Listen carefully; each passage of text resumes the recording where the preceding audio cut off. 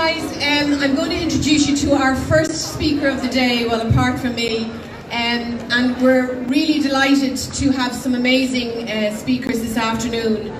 So without further ado, I'm going to ask Dr. Andrew Rynne to speak to you. Thanks.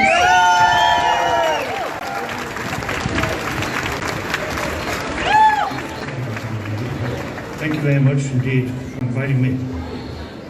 I feel very emotional when I look out on this sea of people.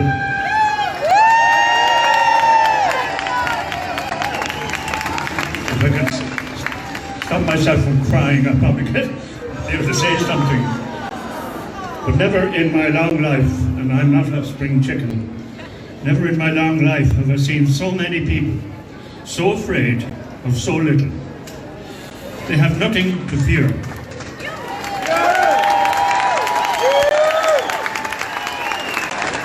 This is not a fatal virus.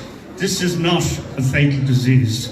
This is not deadly, and I wish those morons in RTE would stop saying this deadly.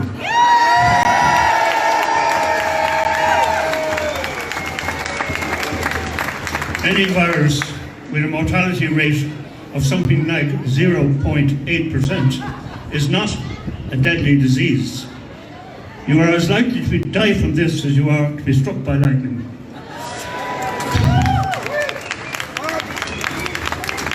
And yet we've had all this misery wished on us by a half-elected government who keep blaming medical experts who never come out from under the rocks to let us see who they are, or what their names are, or where did they come from. This country used to be a democracy, and it was a democracy that was hard fought for. Sadly, it is no longer a democracy. It is a dictatorship.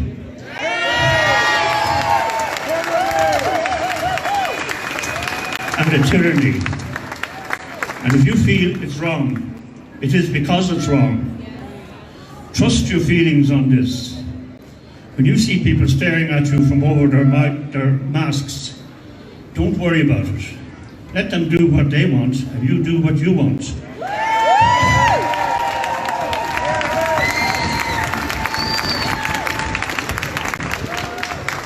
If you have symptoms of bowel cancer and of diarrhea and losing weight, and you've no insurance, and you're waiting for a colonoscopy, you can wait, and wait, and wait.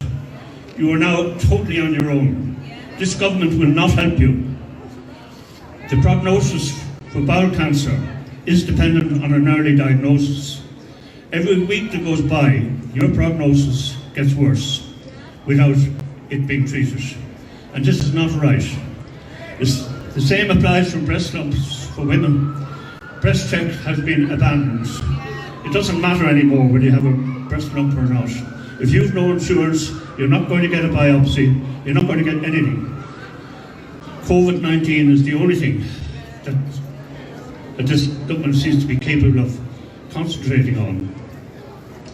Just very little else to say now, except,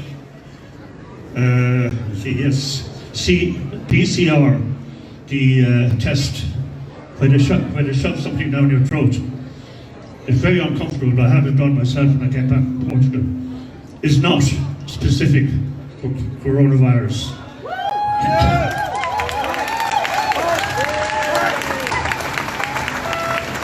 Therefore, when you get your nightly dose of how many new cases of coronavirus there are, 420 new cases, they're not new cases at all. Those are cases of common flu, head colds, coronavirus, and a whole lot of them mixed in. Equally, the death rate, the deaths from coronavirus, or whatever those people want to make it to be.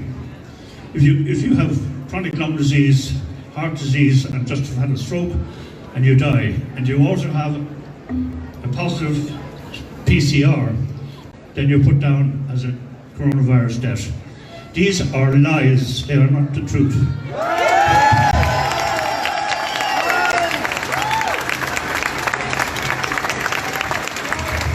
wearing a mask is positively dangerous. Surgeons gave up wearing masks years and years ago, quite simply because they don't work. If surgeons don't wear masks when they're doing heart transplants and other serious operations, why should anybody else wear them?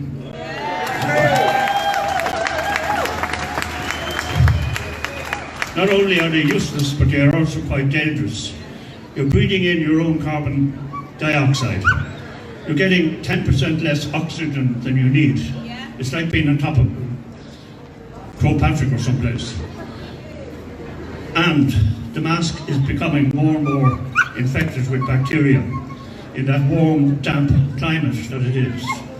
Shortly we will see a new disease called mask-wearing pulmonary infection. In fact, we're seeing it already, and I would say that more people will die from wearing a mask than they'll die from coronavirus.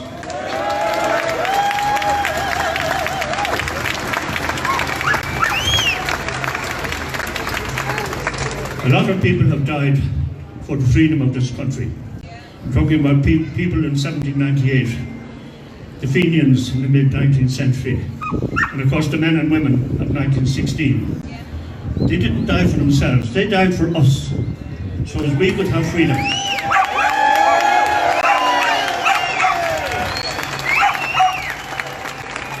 Are we now going to throw that freedom back in their face?